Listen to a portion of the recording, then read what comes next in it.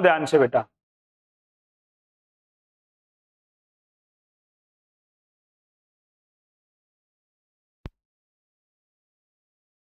बेटा आप ध्यान से सुनो।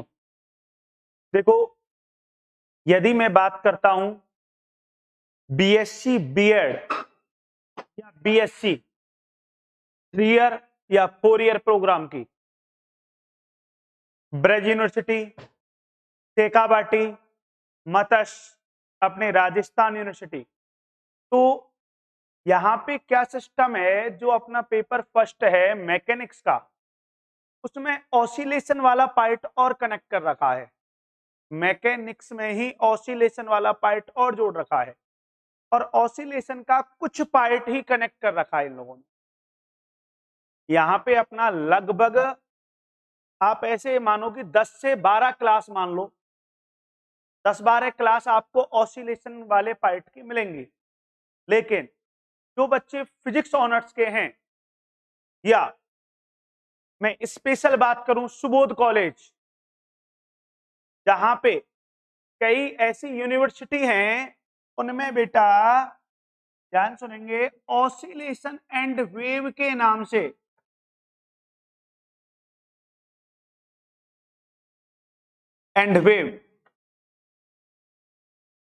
ऑसिलेशन एंड वेव के नाम से पेपर चलता है। दोलन और तरंगे, ऑसिलेशन एंड वेव के नाम से पेपर चलता है। कई यूनिवर्सिटी हैं जिनमें कंप्लीट पेपर चलता है।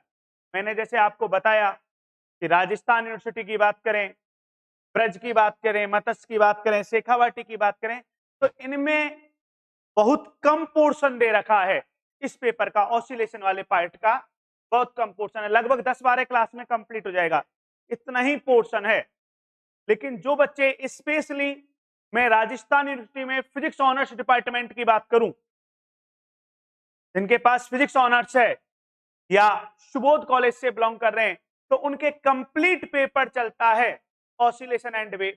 कंप्लीट एक पेपर है, बुक है एक, ठीक है। तो वो अपन कंप्लीट सिलेबस कराएंगे, टेंशन करने की आवश्यकता नहीं है। और जैसे ही इन बच्चों का 8-10 क्लास में कंप्लीट हो जाएगा, तो इनसे बोल दिया जाएगा कि आपका सिलेबस कंप्लीट हो चुका है, अब आपको आगे क्लासेज नहीं लेनी है, नॉलेज के लिए लेना चाहो तो ले सकते हो, ठीक है। और वो 10-12 क्लास में इनका सिलेबस कंप्लीट हो जाएगा। अब बात ऑनर्स वालों से करें, तो आपको कंप्लीट बुक पढ़ाएंगे, टेंशन करने की आवश्यकता नहीं है, ठीक है भैया। सुनो तो ध्यान से भैया, तो अपना जो पेपर है वो ऑसिलेशन एंड वेव के नाम से है। और यदि सीबीएच बुक की बात करें, जो कॉलेज बुक हाउस सीबीएच के नाम से चलती है, या जेपीएच के नाम से चलती है, आरवीडी के नाम से, जो भी आप बुक देखते हो, ठीक है, वहां पर आपके सिलेबस में ये यूनिट 3rd में डाल रखा है, और लेसन है जो चैप्टर नंबर है वो चैप्टर नंबर 8 है, ठीक है। यूनिट 3rd में चैप्टर नंबर 8, इसका कुछ पार्ट है, लगभग 4-5 क्लासेज मिलेंगी आपको, ये यूनिट 3rd में होंगी, समझ में आ गया। और फिर लगभग 5-7 क्लासेज आपको यूनिट 4th में करवाई जाएंगी, और आपका फिर फर्स्ट पेपर का सिलेबस कंप्लीट हो जाएगा। मतलब ऑसिलेशन एंड वेव की आपके सिलेबस में ब्रज यूनिवर्सिटी वाले सुन लो, या मत्स्य, आरयू, शेखावाटी, लगभग 10 से 12 क्लासेज लगेंगी, ठीक है, ऑसिलेशन वाले पार्ट की। और आपके पूरा पेपर है बेटा, आपके लगभग कम से कम 40 या 45 क्लासेज होंगी आपकी, कि पूरा पेपर है आपके। तो वहां पे कंप्लीट आपको 5 यूनिट करवानी है, और आपके यूनिट 4 होती है बेटा, ठीक है। तो अब अपन स्टार्ट करेंगे ऑसिलेशन एंड वेव। तो अपना मैकेनिक्स वाला पार्ट कंप्लीट हो चुका है चैप्टर नंबर 7 पर। अब ये ऑसिलेशन एंड वेव है, यहां पे अपन जो लेसन पढ़ेंगे, इसमें बेटा ऑसिलेशन वाले पार्ट में यूनिट 3rd एंड 4th ये है, 3rd और 4th ये यूनिट पढ़ेंगे अपन, ठीक है। और यहां पर जो चैप्टर है आपका 8, 9, 10 ये चैप्टर है। और जो फिजिक्स ऑनर्स के हैं, तुम्हारा कंप्लीट पेपर है ऑसिलेशन एंड वेव, ये तुम्हारा पेपर है कंप्लीट, ठीक है। तो यहीं से स्टार्ट करेंगे, एक एक शब्द को पढ़ते चलना है। तो 3 चैप्टर तो अपन यहां पे पढ़ लेंगे, 8वां 9वां और 10वां। इसके बाद फिर कंटिन्यू कर देंगे जो आपके सिलेबस में आ गए। ऑनर्स वालों सुन लो ध्यान से, ठीक है भैया। चलो तो भैया सबसे पहले अपन जो स्टार्ट करते हैं वो बेटा लेसन 8 स्टार्ट करते हैं। यहां से अपना पेपर स्टार्ट होता है ऑनर्स में, ठीक है, और पास कोर्स में यूनिट 3 में आता है। तो बेटा क्या है, सबसे पहले अपन पढ़ेंगे यहां पर दोलनी गति क्या होती है, ऑसिलेटरी मोशन क्या होती है, सिंपल हार्मोनिक मोशन क्या होती है, हार्मोनिक ऑसिलेटरी मोशन क्या होती है, डैम्प्ड मोशन क्या होती है, इसके बारे में स्टडी करेंगे, ठीक है। तो आपका चैप्टर का नाम यदि आप लिखना चाहते हो तो भैया चैप्टर का नाम लिख लो सिंपल हार्मोनिक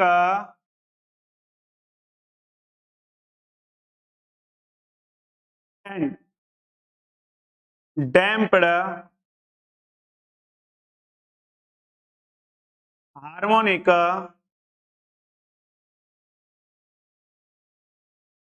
ऑसिलेटरी मोशन।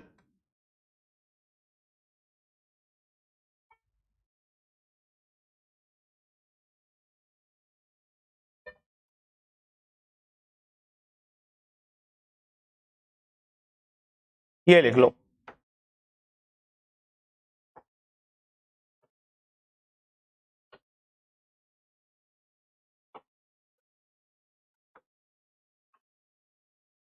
ये लिख दो simple and damped harmonic oscillatory motion.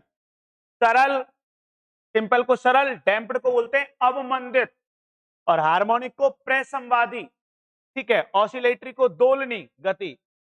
सरल और अवमंदित प्रसंवादी दोलनी गति, ये आपका चैप्टर का नाम है, simple and damped harmonic oscillatory motion.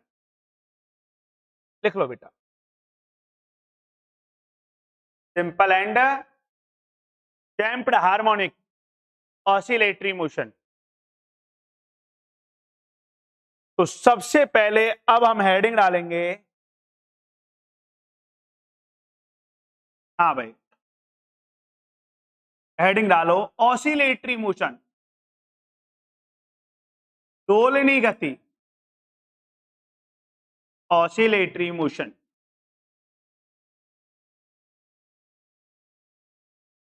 ये हेडिंग डालेंगे दोलनी गति।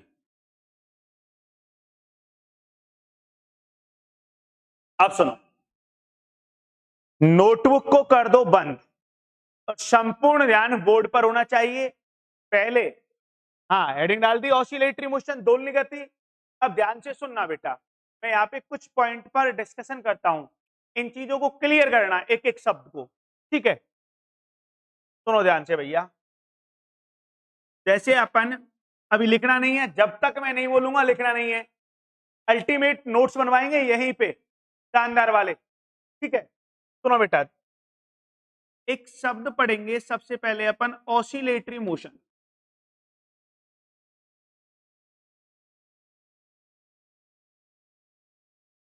ठीक है, दूसरा शब्द पढ़ेंगे इसमें harmonic oscillatory motion. Harmonic oscillatory motion, एक एक शब्द को सुनना है।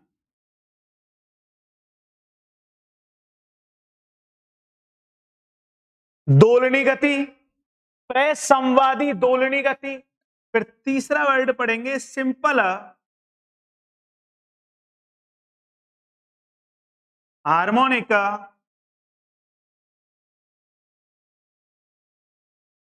इसको अपन एसएचएम बोल देते हैं, सिंपल हार्मोनिक ऑसिलेटरी मोशन, जैसे शॉर्ट में एसएचएम बोल देते हैं।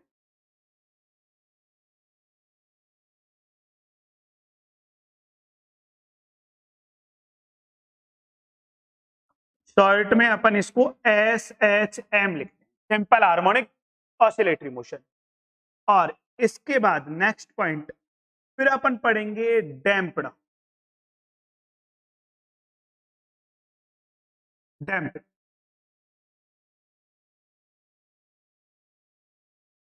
Harmonic oscillatory motion.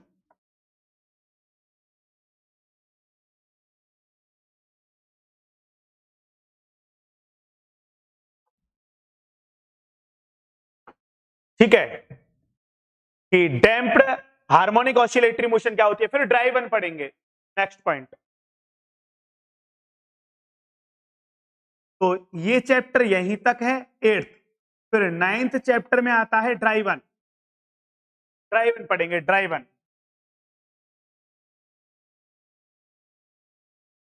Dry one simple harmonic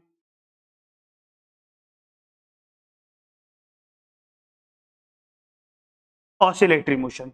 और इसके बाद फिर ये लास्ट चैप्टर होगा जिसमें हम कपल्ड ऑसिलेटर पढ़ेंगे, और ये आपके प्रैक्टिकल भी है, युग्मित दोलक कपल्ड ऑसिलेशन के बारे में स्टडी करेंगे। ये टॉपिक आपको पढ़ना है, ठीक है। तो एक एक शब्द को पहले समझते हैं। सबसे पहले अपना टारगेट है ऑसिलेटरी मोशन को समझना। बेटा ध्यान से सुनना, एक एक शब्द क्लियर होना चाहिए। दोलनी गति क्या होती है? देखो, यदि अपन ऑसिलेटरी मोशन की स्टडी करें तो ऑसिलेटरी मोशन का मतलब होता है कि आपके पास कोई पार्टिकल है और वो पार्टिकल फिक्स टाइम में फिक्स पाथ रिपीट कर रहा है। आपके पास कोई पार्टिकल है और वो पार्टिकल फिक्स टाइम में फिक्स पाथ रिपीट कर रहा है। तो इस प्रकार की जो मोशन होती है उसे हम ऑसिलेटरी मोशन कहते हैं, ठीक है। इसमें कई विद्वान गुरु या कई बुकों में इस प्रकार का उल्लेख भी किया गया है, क्योंकि एक स्पेशल कंडीशन के अंतर्गत डेफिनेशन दी गई है। जबकि वास्तव में ऑसिलेटरी मोशन क्या होती है, दोलनी गति क्या होती है, कि आपके पास कोई भी कण है, कोई पार्टिकल है, कोई बॉडी है, और वो फिक्स टाइम में फिक्स पाथ बेटा रिपीट कर रहा है, एक निश्चित समय में निश्चित पथ को दोहरा रहा है, गति कर रहा है। तो कण की यह गति, पार्टिकल की जो ये मोशन है, इस मोशन को अपन दोलनी गति कहते हैं, ऑसिलेटरी मोशन कहते हैं। अब ये मोशन कैसे हो सकती है, सुनो एक मिनट। जैसे मान लो आपके पास ये कोई सर्कुलर पाथ है, समझना, इसका ये सरकमफेरेंस है। अरे अपने पास कोई सर्कुलर पाथ है, उसकी ये बॉडी दी हुई है, बाउंड्री जो अपने पास है उसकी बाउंड्री दी हुई है, परिधि दी हुई है, और यहां पर पार्टिकल है, पार्टिकल ने मोशन करना स्टार्ट किया, ये मोशन कर रहा है, ये मोशन कर रहा, और यहां पर पहुंच गया टी टाइम पीरियड में, ठीक है। फिर स्टार्ट की मोशन, फिर यहां पर पहुंच गया, तो इस मोशन को ऑसिलेटरी मोशन कहते हैं।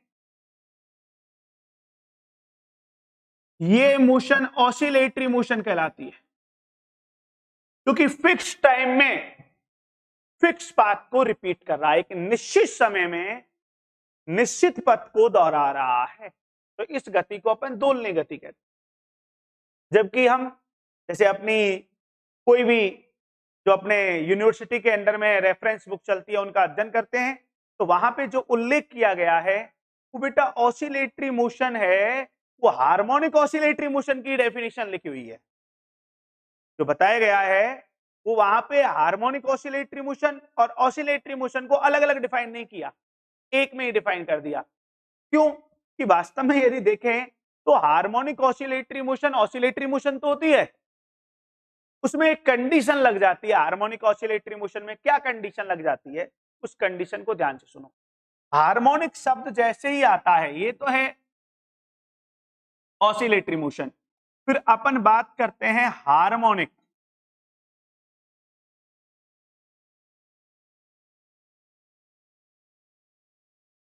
Oscillatory motion.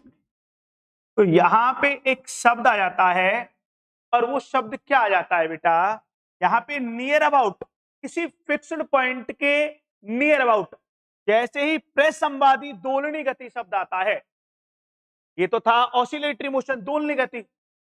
दोलनी गति के लिए क्या शर्त थी कि आपके पास कोई भी पार्टिकल है या सिस्टम है, वो फिक्स टाइम में निश्चित समय में फिक्स पाथ को रिपीट कर रहा है, निश्चित समय में निश्चित पथ को दोहरा रहा है तो कण या पिंड या निकाय की यह जो गति है इसे दोलनी गति कहते हैं। और हार्मोनिक के लिए कंडीशन क्या होती है कि ये बेटा ट्रू एंड फोर्थ किसी फिक्स्ड पॉइंट के नियर अबाउट होगी, इर्द गिर्द होगी, इधर उधर होगी, उसके आसपास होगी। इसमें ये कंडीशन और ऐड हो जाती है। इसमें हाँ भाई हार्मोनिक ऑसिलेटरी मोशन में। तो यदि आप ध्यान से देखो, जैसे एक मिनट समझना,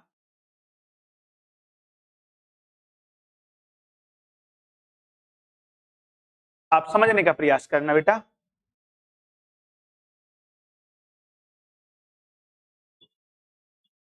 ये आपके पास जो मैंने पाथ दिखाया है ये पेंडुलम का पाथ है, पेंडुलम का, सरल दोलक का।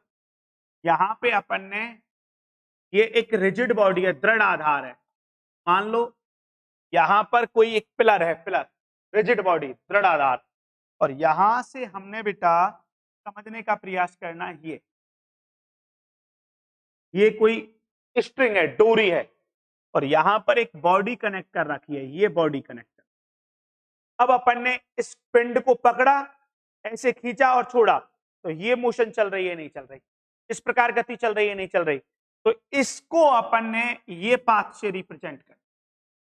तो बेटा ये एक रेस्ट पॉइंट है, एक फिक्स पॉइंट है, और उसके थ्रू फोर्थ, उसके नियर अबाउट, इर्द गिर्द बोल दो या आसपास गति हो रही है नहीं हो रही। तो बेटा इस गति में जो पाथ का रिपीटिशन हो रहा है, जो मोशन हो रही है, इसे अपन बोलते हैं हार्मोनिक ऑसिलेटरी मोशन। लेकिन आपकी बुक में अब भाई अपन नॉर्मली यदि अध्ययन करें तो मैं हार्मोनिक शब्द को हटा दूं तो ऑसिलेटरी मोशन तो है ही है। ऑसिलेटरी मोशन को तो डेफिनेशन को सेटिस्फाई कर रहा है। कैसे? अपनी क्या डेफिनेशन थी कि कोई भी पार्टिकल है वो फिक्स टाइम में, मान लो इसका बेटा टाइम पीरियड कैपिटल टी है, अपने पाथ का रिपीटिशन करे, बिल्कुल रिपीटिशन कर रहा है, इसका मतलब हार्मोनिक ऑसिलेटरी मोशन है। वो ऑसिलेटरी मोशन तो होती है, हार्मोनिक ऑसिलेटरी मोशन है बेटा। यदि अपन बात करें तो वो तो ऑसिलेटरी मोशन तो होती है, लेकिन सभी ऑसिलेटरी मोशन की बात करें तो वो हार्मोनिक ऑसिलेटरी मोशन नहीं होती। क्योंकि अब ऑसिलेटरी मोशन की बात करें, अपन दोलनी गति की बात करें, तो जो प्लेनेट की मोशन है, जो ग्रहों की गति है सूर्य के चारों ओर, या सैटेलाइट की मोशन है अर्थ के, उपग्रह गति कर रहे हैं, या पृथ्वी के चंद्रमा गति कर रहा है, या एटम में इलेक्ट्रॉन मोशन कर रहे हैं, ऑर्बिटल में करते हैं ना, तो ये ऑसिलेटरी मोशन है, लेकिन हम इनको हार्मोनिक ऑसिलेटरी मोशन नहीं कह सकते। हम इन्हें प्रसंवादी दोलनी गति नहीं कह सकते, क्योंकि प्रसंवादी दोलनी गति के लिए एक शब्द है, और वो शब्द क्या है बेटा? नियर अबाउट मोशन होनी चाहिए, फिक्स्ड पॉइंट के इर्द गिर्द गति होनी चाहिए। और इसमें भी यदि आप एक कंडीशन और लगा दो हार्मोनिक ऑसिलेटरी मोशन में, क्या कंडीशन लगा दो? ये मोशन स्ट्रेट लाइन में हो। यदि हार्मोनिक ऑसिलेटरी मोशन है, ये एक स्ट्रेट लाइन में हो, एक सीधी रेखा में हो। कैसे? जैसे आपने एक स्प्रिंग ली, ये रिजिड बॉडी है, दृढ़ आधार है, ध्यान सुनना, और यहां पर हमने एक स्प्रिंग कनेक्ट कर दी, और इसका एक टर्मिनल ये कोई एक ब्लॉक से कनेक्ट कर दिया। ब्लॉक का मतलब लकड़ी का कोई गुटका ले लिया, पीस ऑफ वुड, और अब अपन ने इसको पकड़ के खींचा और छोड़ दिया, तो अब मोशन ऐसे वाइब्रेशन हो रहा है नहीं हो रहा? इसका जो कोई बैलेंस पॉइंट है, साम्य अवस्था में बिंदु है, संतुलन बिंदु है, उसके इर्द गिर्द मोशन हो रही है नहीं हो रही? तो ये बेटा आप ध्यान से देखो, ये ऑसिलेटरी मोशन है, ये हार्मोनिक ऑसिलेटरी मोशन है, लेकिन एक कंडीशन और आ गई यहां पर, और वो कंडीशन क्या हो गई कि ये स्ट्रेट लाइन में हो रही है, इसलिए इस कंडीशन में ये हार्मोनिक ऑसिलेटरी मोशन आपकी सिंपल हार्मोनिक ऑसिलेटरी मोशन कहलाती है। इसे अपन बोलते हैं सिंपल हार्मोनिक ऑसिलेटरी मोशन। ठीक है, इसको हम सरल आवर्त दोलनी गति बोल देते हैं, या सरल प्रसंवादी दोलनी गति भी कह देते हैं हिंदी में। Simple harmonic oscillatory motion. तीनों वर्ड माइंड में क्लियर होने चाहिए। सबसे पहले ऑसिलेटरी मोशन की बात की मैंने, दोलनी गति की बात की। तो दोलनी गति का वास्तविक अर्थ क्या है? फिर आप बार बार कंफ्यूज होंगे। मैं आपको एक बात समझा रहा हूं, आपको जो रेफरेंस बुक है आपकी जिनमें एक्सप्लेन कर रखा है, वो ऑसिलेटरी मोशन की जो डेफिनेशन लिख रखी है वो हार्मोनिक ऑसिलेटरी मोशन की ही लिख रखी है। ठीक है, सेपरेट ऑसिलेटरी मोशन को आपको नहीं समझाया गया है, वो हार्मोनिक ऑसिलेटरी मोशन की लिख रखी है। जबकि वास्तविकता में आप समझना चाहते हो तो ऑसिलेटरी मोशन क्या होती है, दोलनी गति क्या होती है? दोलनी गति फिक्स पॉइंट माइंड में सेट करो, फिक्स टाइम पीरियड और फिक्स पाथ में हो तो पार्टिकल की यह मोशन कहलाती है। अब वो राउंड फिगर में भी हो सकती है, किसी रेस्ट पॉइंट के अराउंड भी हो सकती है, चारों तरफ भी हो सकती है। जैसे अपन सर्कुलर पाथ की बात कर रहे थे, उसके सरकमफेरेंस पे पार्टिकल मूव कर रहा है। आगे बात समझ में? तो ऑसिलेटरी मोशन है बिल्कुल।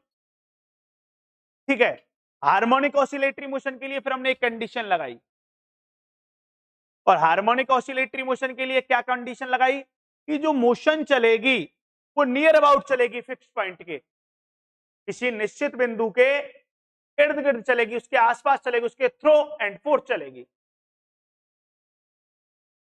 समझ में आ गया?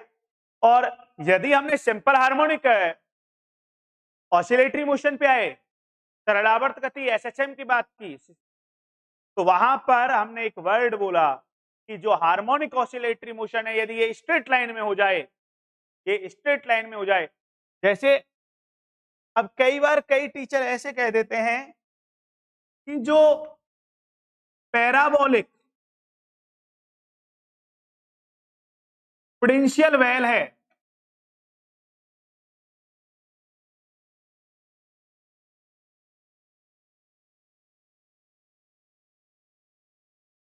इसमें यदि कोई पार्टिकल मोशन कर रहा है, पैराबोलिक का मतलब परवलयाकार, पोटेंशियल का मतलब विभव, वेल मतलब कूप। हिंदी में यदि बात करें, मतलब यदि गति जो हो रही है कण की वो परवलयिक विभव कूप में हो रही है,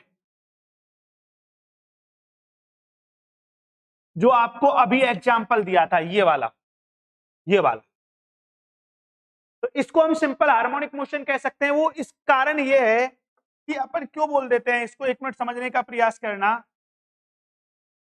यदि अपन पार्टिकल की बात करें, एक मिनट सुनना बेटा, पार्टिकल की यदि आप मोशन को ध्यान से देखो, एक मिनट देखना, तो यही तो पाथ है पार्टिकल। चेक कर देखो, यदि अपन इसका प्रोजेक्शन ले, चेक करो, ये स्ट्रेट लाइन पे ही तो आ रहा है प्रोजेक्शन। तो ये जो मोशन है, तो कई टीचर जब डेफिनेशन लगाएंगे आपको ये लिखा देते हैं, किसी कण या पिंड या निकाय की गति परवलयिक विभव कूप में हो, तो कोई कंडीशन दे देते हैं। ठीक है, पैराबोलिक का मतलब जैसे आप इसका एनर्जी लिखते हो तो हाफ के एक्स स्क्वायर लिखोगे,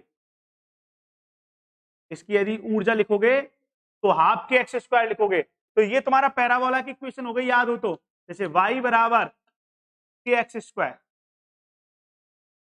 ये मैंने कोई कांस्टेंट डिफाइन कर दिया, यही तो होता है पैराबोलिक पाथ। जबकि y बराबर के एक्स क्यूब हो, के एक्स 4 हो, आगे चल के स्टडी करेंगे आप, के एक्स क्यूब की बात करें तो क्या वो सिंपल हार्मोनिक मोशन नहीं होगी? वो भी होगी, सरलावर्त गति। आ गई बात समझ में? तो अब मैं स्पेशल, ये तो थोड़ी सी अपर नॉलेज के लिए, आपकी नॉलेज के लिए बातचीत की थी। अब मैं प्योर बीएससी जो ग्रेजुएशन पार्ट है एकेडमिक, जो हमको एग्जाम में लिखना है, उस पोर्शन पे आ जाता हूं। ये तो नॉलेज के लिए बात की थी कि इनके बारे में हमें पता होना चाहिए। ठीक है, अब मैं प्योर ग्रेजुएशन पार्ट पे जो आपको एकेडमिक एग्जाम में लिखना है उस बात पे चर्चा करता हूं। तो बेटा ऑसिलेटरी मोशन के लिए आप डेफिनेशन क्या लिखेंगे? यदि बात आती है हार्मोनिक ऑसिलेटरी मोशन तो आप क्या लिखेंगे? सिंपल हार्मोनिक ऑसिलेटरी मोशन के लिए आप इक्वेशन क्या लिखेंगे? ठीक है, फिर उसके आगे चल के आपको क्या क्या कैलकुलेट करना है अब अपन ग्रेजुएशन पोर्शन पे बातचीत करते हैं। वैसे माइंड में एक चीज क्लियर हो जानी चाहिए मेरे अकॉर्डिंग, ठीक है। लिखना प्रारंभ करो। बड़ा प्यारा टॉपिक है, यदि ध्यान से पढ़ोगे तो। करो बेटा नोट। तो सबसे पहले आपने हेडिंग डाली है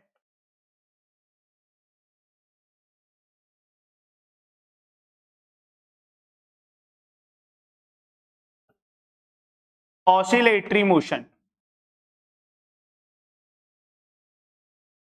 दोलनी गति। लिखो, लिखो इसमें बेटा डेफिनेशन। किसी कण या पिंड की, किसी पार्टिकल या सिस्टम या बॉडी, कोई सा वर्ड लिख सकते हो, किसी कण या पिंड की निश्चित, किसी कण या पिंड की निश्चित पथ पर निश्चित समय में, किसी कण या पिंड की निश्चित पथ पर निश्चित समय में, निश्चित पथ पर निश्चित समय में पथ की पुनरावृत्ति हो, पाथ रिपीट हो। किसी कण की निश्चित समय में निश्चित पथ पर, कॉमा लगा लिखो, पथ की पुनरावृत्ति हो, पथ की पुनरावृत्ति हो, पाथ रिपीटेशन हो, पथ की पुनरावृत्ति हो, तो पिंड की यह गति दोलनी गति कहलाती है। तो पिंड की यह गति दोलनी गति कहलाती है, oscillatory motion of body.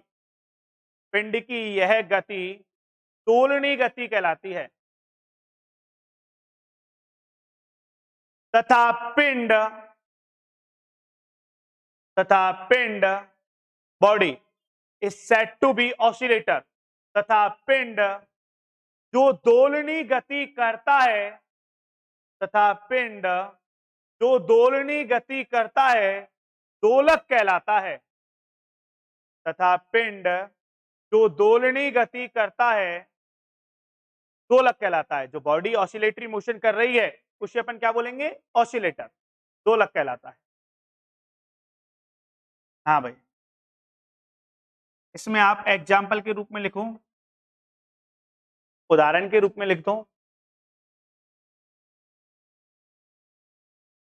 Motion of simple pendulum, सरल दोलक की गति,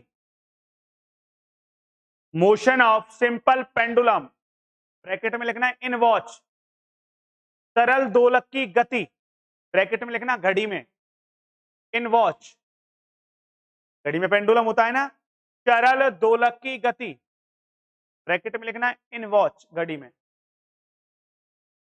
फिर कॉमा लगाओ। नेक्स्ट पॉइंट पे चलते हैं, लिखो बेटा, motion of earth with respect to sun, सूर्य के सापेक्ष पृथ्वी की गति, motion of earth with respect to sun, motion of earth with respect to sun, सूर्य के सापेक्ष पृथ्वी की गति, और लिखना चाहो तो लगाओ comma. Motion of satellite with respect to earth, पृथ्वी के सापेक्ष उपग्रहों की गति, पृथ्वी के सापेक्ष उपग्रहों की गति, लिखो बेटा, पृथ्वी के सापेक्ष उपग्रहों की गति, ये आपकी हो गई oscillatory motion, dot dot dot करके ईटीसी लगा दो, इत्यादि। ठीक है, अब सेकंड पॉइंट पे बात करते हैं।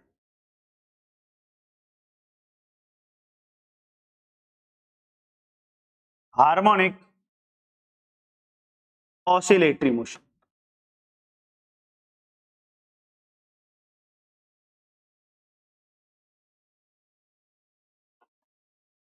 संवादी दोलनी गति बोलते हैं इसको, हार्मोनिक ऑसिलेटरी मोशन। प्रसंवादी दोलनी गति।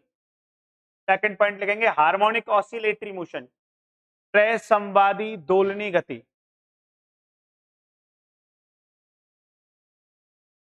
लिख दिया भैया।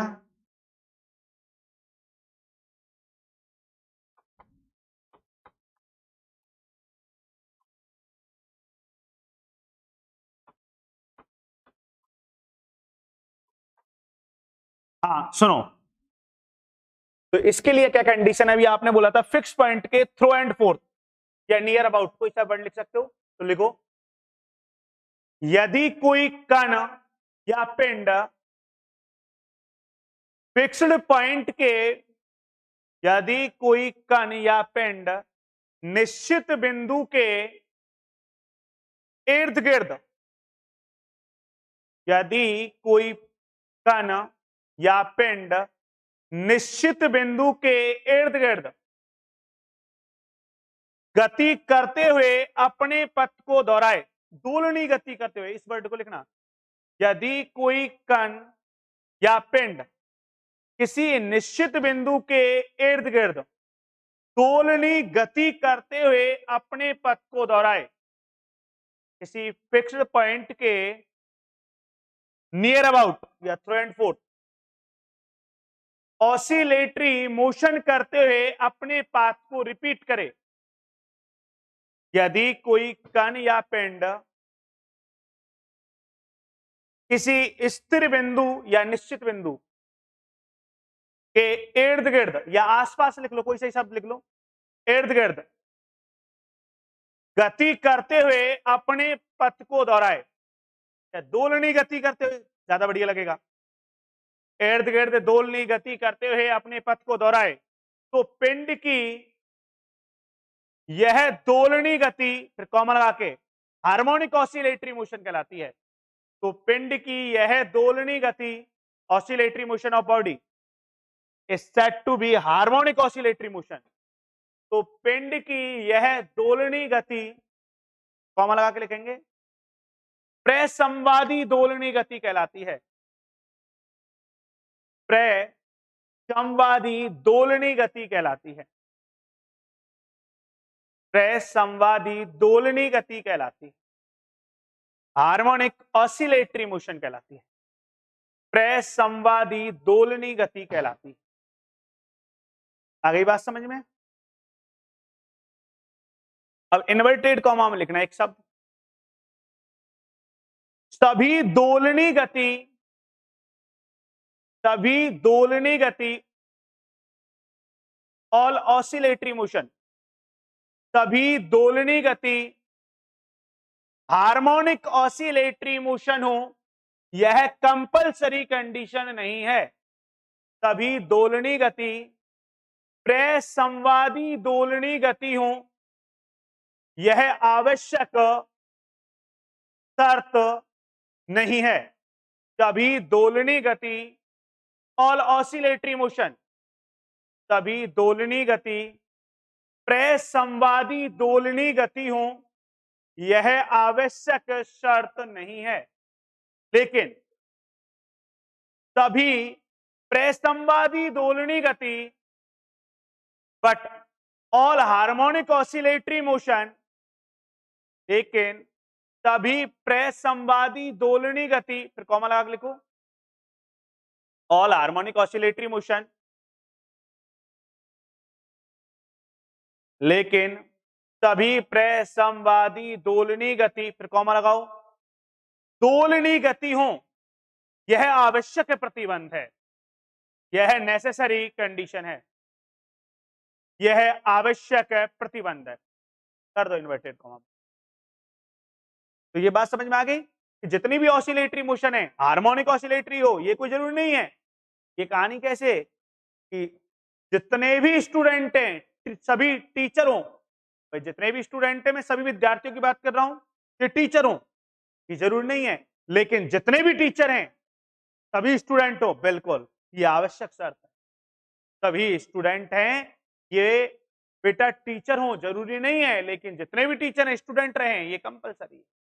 बात आ गई समझ में? तो अपन यही कहा है कि हार्मोनिक ऑसिलेटरी मोशन ऑसिलेटरी कहलाएगी, लेकिन उसके लिए कंडीशन, वो बेटा किसी फिक्स पॉइंट के नियर अबाउट होनी चाहिए। समझ में आ गया? किसी स्थिर बिंदु के इर्द गिर्द होनी चाहिए, उसके आसपास होनी चाहिए। क्लियर है? एग्जाम्पल लिख दो, उदाहरण।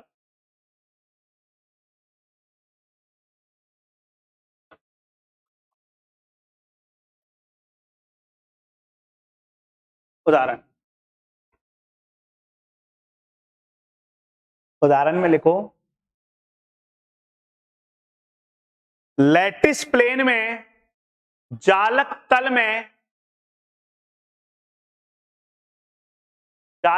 में परमाणुओं की गति, लैटिस प्लेन में एटम वाइब्रेशन करते हैं ना, जालक तल में परमाणुओं की कंपन गति, लैटिस लिखो, vibration motion of atom in lattice plane, vibrational motion of atom in lattice plane, चालक तल में परमाणुओं की कंपन गति। जैसे अपने पास ये एटम है किसी प्लेन में और अपन ने इनको एनर्जी दी, तो ये इस प्रकार मोशन करने लग जाएंगे। अब आप बोलोगे सर आपने अभी समझाया था ये सिंपल हार्मोनिक मोशन है, बिल्कुल है, लेकिन जितनी भी सिंपल हार्मोनिक है सभी हार्मोनिक मोशन होंगी। समझ में आ गया?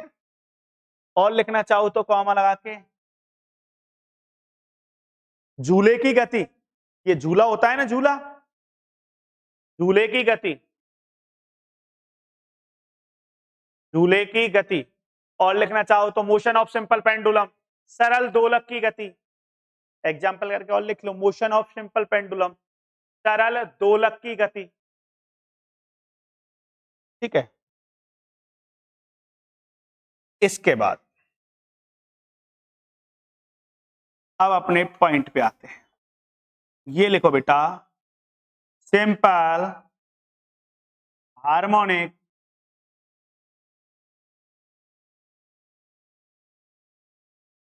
Oscillatory motion.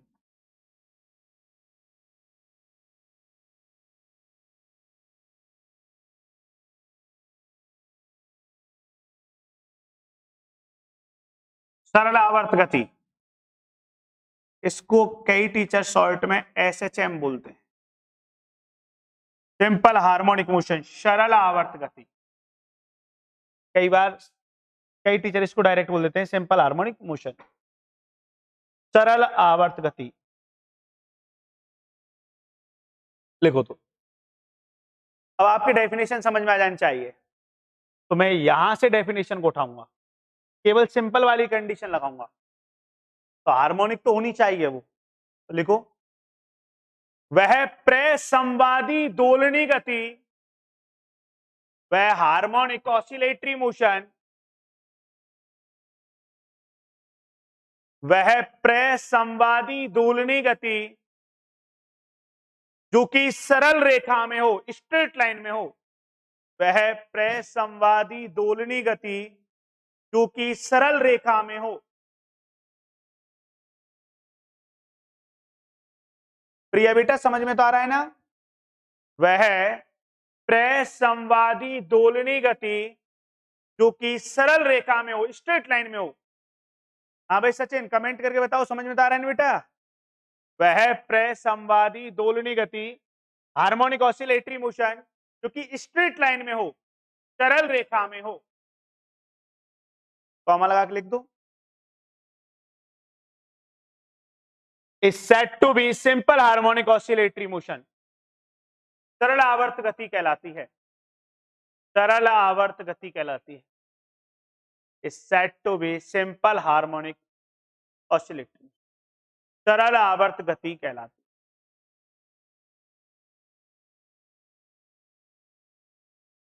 कई टीचर इसको ऐसे भी डिफाइन कर देते हैं, कैसे डिफाइन कर देते हैं बेटा? आपसे ऐसे कह देते हैं, पैराबोलिक पोटेंशियल वेल में हो, इसमें हो पैराबोलिक पोटेंशियल वेल में, तो इस प्रकार भी डिफाइन कर देते हैं। तो दैट मींस अर्थात, अर्थात करके लिखो, वह ऑसिलेटरी मोशन, वह दोलनी गति जो कि पैराबोलिक पोटेंशियल वेल में हो, अर्थात वह दोलनी गति जो कि परवलयिक विभव कूप में हो, पैराबोलिक पोटेंशियल वेल, परवलय पढ़ा है ना अपन ने, परवलय, परवलयिक विभव कूप में हो,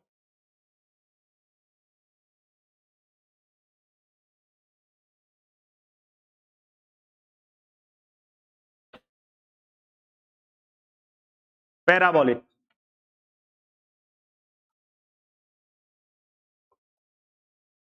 विभव कूप, पोटेंशियल वेल,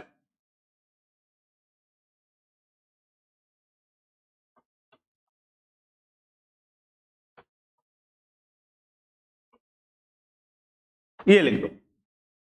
वह दोलनी गति जो कि पैराबोलिक पोटेंशियल वेल में हो, परवलयिक विभव कूप में हो, कॉमा लगा लिखो, कण की सरल आवर्त गति कहलाती है, is known as simple harmonic motion, is known as simple harmonic motion of body, कण की सरल आवर्त गति कहलाती है।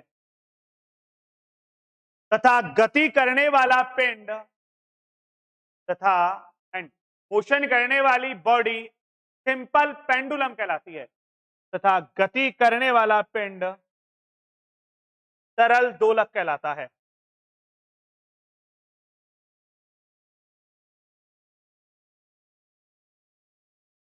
तथा गति करने वाला पिंड सरल दोलक कहलाता है।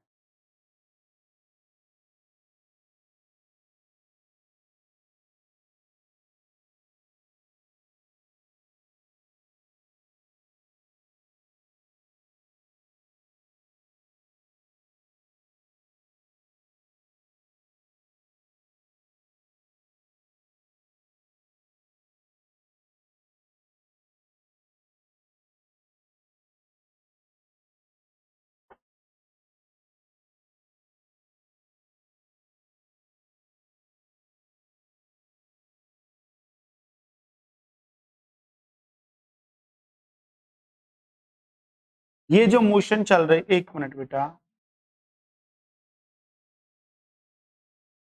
ये जो मोशन है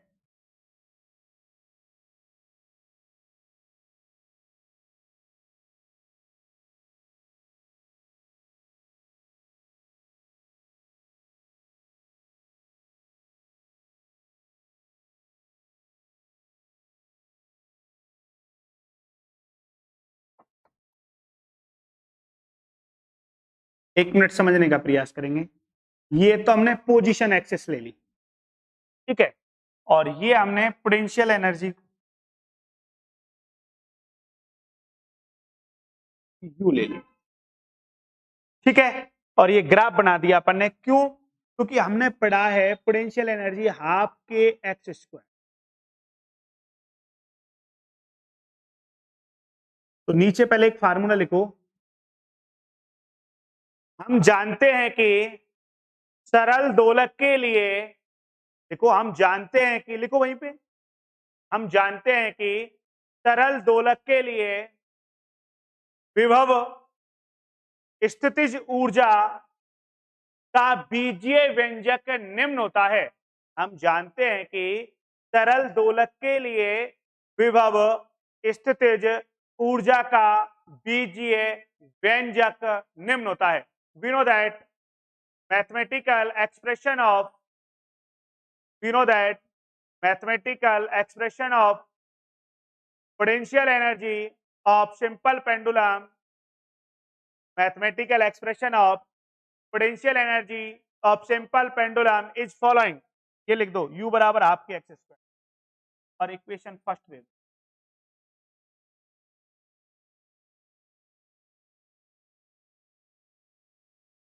इक्वेशन फर्स्ट, u बराबर हाफ के एक्स स्क्वायर। अब अपन ने क्या किया, ये अपन ने देखा पैराबोला की इक्वेशन है, तभी तो पैराबोलिक पाथ लिखा था अपन ने, y बराबर के एक्स स्क्वायर, ये पढ़ा है ना आपने, पैराबोला की इक्वेशन यही तो होती है।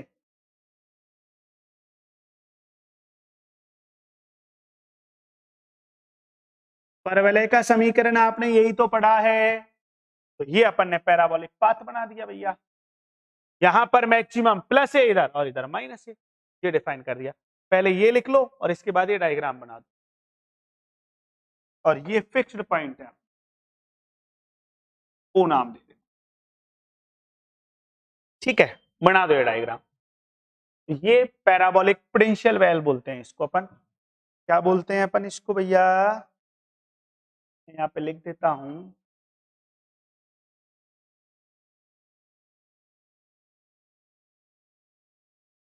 परवलयिक विभव पोटेंशियल वेल।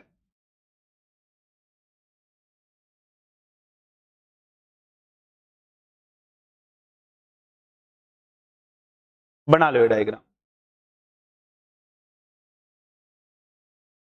पहले ये दोनों पॉइंट लिख लेना, इसके बाद डायग्राम बना देना।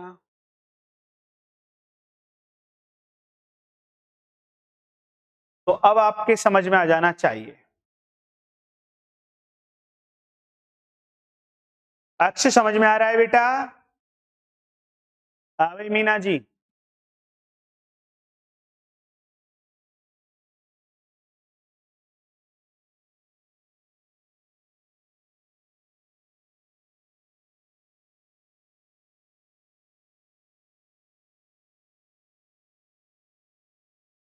करो बेटा नोट यहां तक, फिर आगे चलते हैं।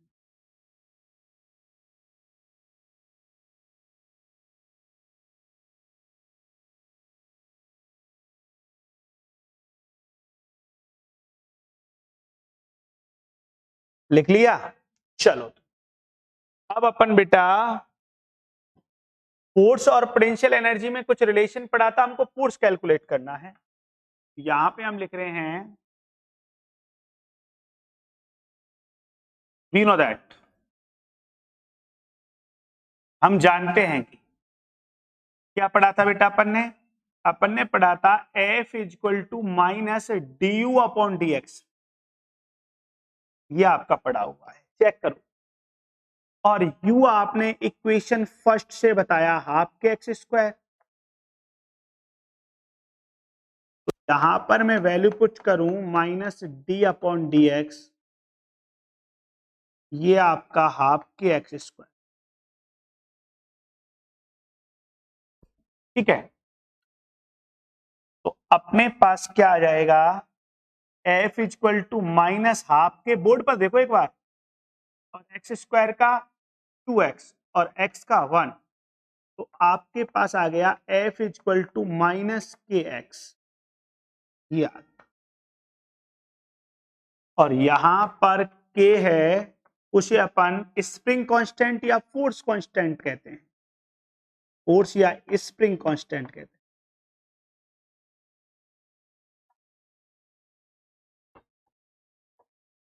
ये आपका रिस्टोरिंग फोर्स आ गया, इक्वेशन सेकंड।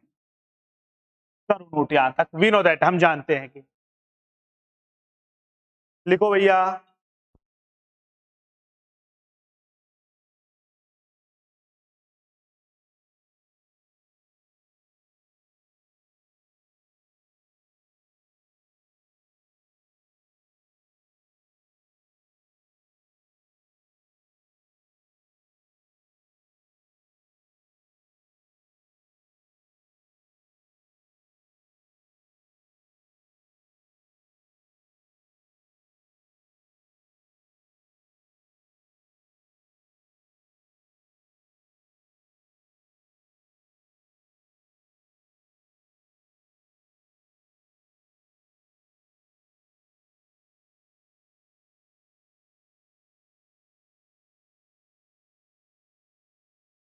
हाँ, करो नोट बेटा।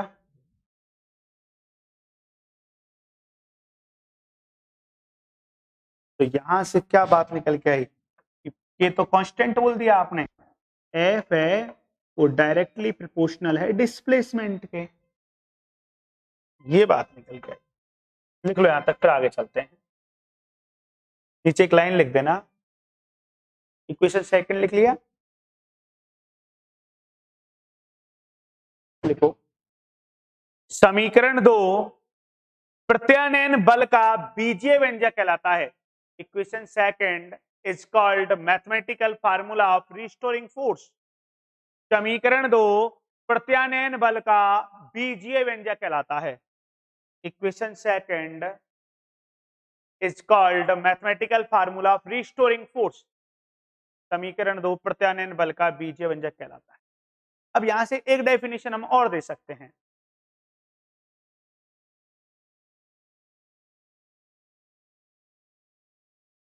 तो इन्वर्टेड कॉमा लगा के एक डेफिनेशन और दे,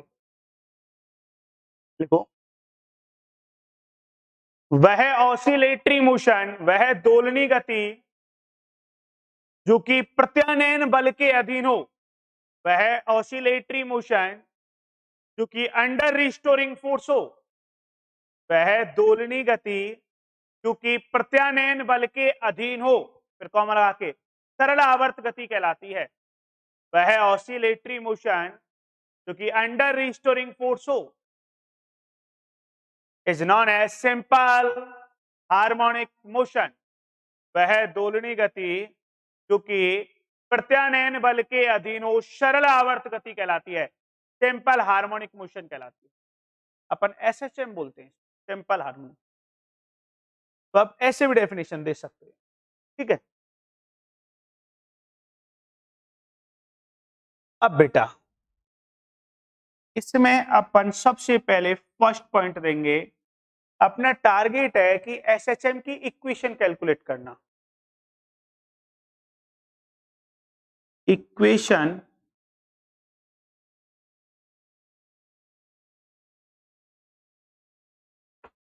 डिफरेंशियल इक्वेशन,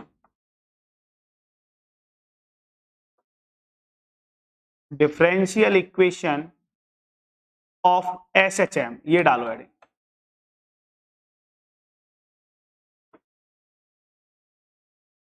सरल आवर्त गति की अवकल समीकरण, ये आपकी हेडिंग होगी, डिफरेंशियल इक्वेशन ऑफ एसएचएम। अब आपसे पेपर में बोलता है वो कि सिंपल हार्मोनिक मोशन की डिफरेंशियल इक्वेशन कैलकुलेट करो, तो हेडिंग डालो differential equation of SHM, differential equation of SHM, सरल आवर्त गति की अवकल समीकरण। बेटा ध्यान से पढ़ो, फिजिक्स ऑनर्स वाले आप ध्यान सुन लेना, ये 75 नंबर का पेपर होता है तुम्हारा कंप्लीट। पास कोर्स में तो यदि अपन जनरल बीएससी की बात करें तो बहुत कम पोर्शन है, लेकिन ऑनर्स में ये कंप्लीट सिलेबस है, बहुत शानदार पेपर है, अल्टीमेट मजा आता है तरीके से पढ़ते हैं तो, और समझने का पेपर है, पूरा अच्छे से पढ़ा जाएगा, ठीक है। तो डिफरेंशियल इक्वेशन पढ़ते हैं एसएचएम की, तो इधर देखो बेटा, बोर्ड पर ध्यान, वी नो दैट। सबसे पहले अपन यहां पर f equal to minus k x अपन ने ये पढ़ा, फिर अपन ने न्यूटन सेकंड लॉ का यूज किया, f equal to m a. इसको मैंने इक्वेशन नंबर फर्स्ट दे दिया, इसको सेकंड दे दिया। डिफरेंशियल इक्वेशन कैलकुलेट कर रहे हैं बेटा, बोर्ड पे देखो, from equation first and second, तो अपने पास क्या आ गया, m a equal to minus k x, और ए एक्सेलरेशन है,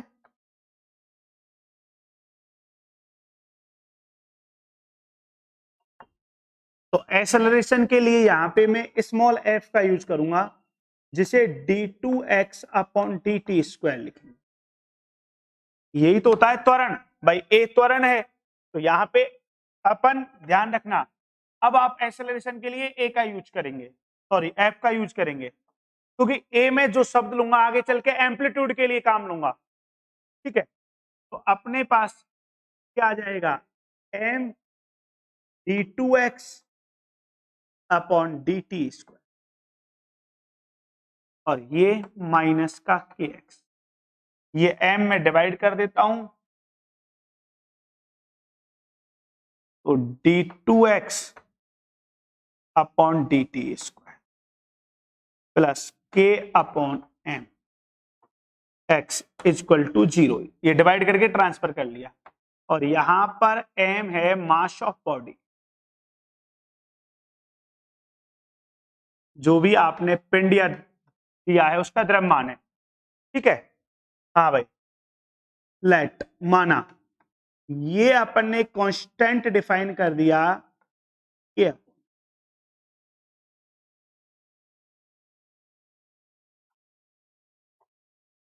कांस्टेंट। तो आपके पास क्या आ गया, d2x upon dt square plus omega naught square. हो सकता है 11th क्लास में आपने हल्का सा इंट्रोडक्शन पढ़ा हो, ये पढ़ी हो आपने यहां तक शायद। ये अपने पास जो इक्वेशन आई है इसे आए अपन बोलते हैं, जो समीकरण आई है, this equation is said to be differential equation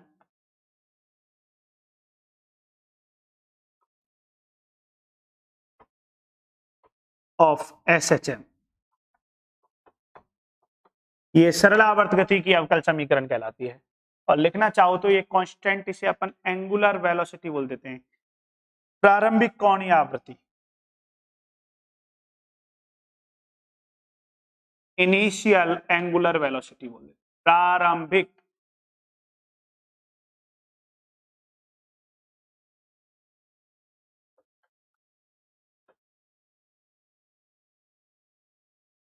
ये करो नोट भैया, ये डिफरेंशियल इक्वेशन आपके याद होनी चाहिए, ये फार्मूला आपके याद होना चाहिए। यहां से देखो, फिर अपन इसको धीरे धीरे, अब ये डिफरेंशियल इक्वेशन आ गई, अब इसका सॉल्यूशन कैलकुलेट करना है, ठीक है। फिर अपन displacement, velocity, acceleration, force, potential energy, average potential energy, average kinetic energy, total energy, और इनके फिर ग्राफिकल रिप्रेजेंटेशन, ये सब स्टडी करनी है हमको, ठीक है।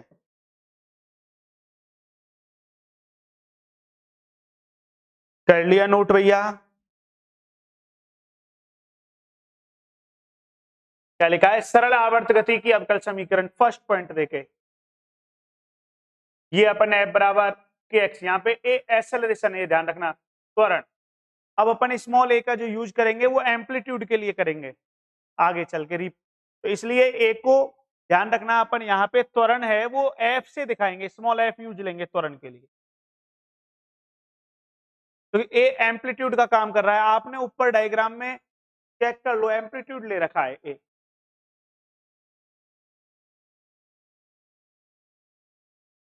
करो यहां तक नोट। आर्यन, अर्पित, अब खुलिए क्या नींद बेटा? और नीचे लिख दो, ये लिख दिया कांस्टेंट, ये लिख गया प्रारंभिक कोणीय वेग, इनिशियल एंगुलर वेलोसिटी बोल देते हैं, ओमेगा नॉट स्क्वायर। देखो यह सरल आवर्त गति की अवकल समीकरण कहलाती है, यह सरल आवर्त गति की अवकल समीकरण कहलाती है, और आपके ये इक्वेशन याद होनी चाहिए, यह सरल आवर्त गति की अवकल समीकरण।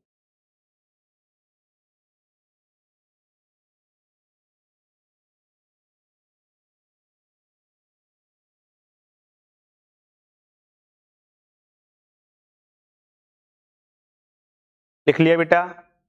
अब इसके बाद डिफरेंशियल इक्वेशन से अपन सबसे पहले एक्स कैलकुलेट करेंगे, डिस्प्लेसमेंट, फिर वेलोसिटी उसका डिफरेंशिएट करके, मास का मल्टीप्लाई करके अपन मोमेंटम, फोर्स, एक्सेलरेशन, ठीक है, पोटेंशियल एनर्जी, काइनेटिक एनर्जी, तो ये आगे की कहानी को बढ़ाएंगे अपन, ठीक है, वो नेक्स्ट क्लास में पढ़ेंगे, ठीक है भैया। राधे राधे, जय श्री कृष्णा। और अपनी लाइव क्लास एप्लीकेशन पे मिलेगी, ठीक है। तो जो अपने, यदि कोई समस्या आती है तो इस पे आप आराम से कॉल कर सकते,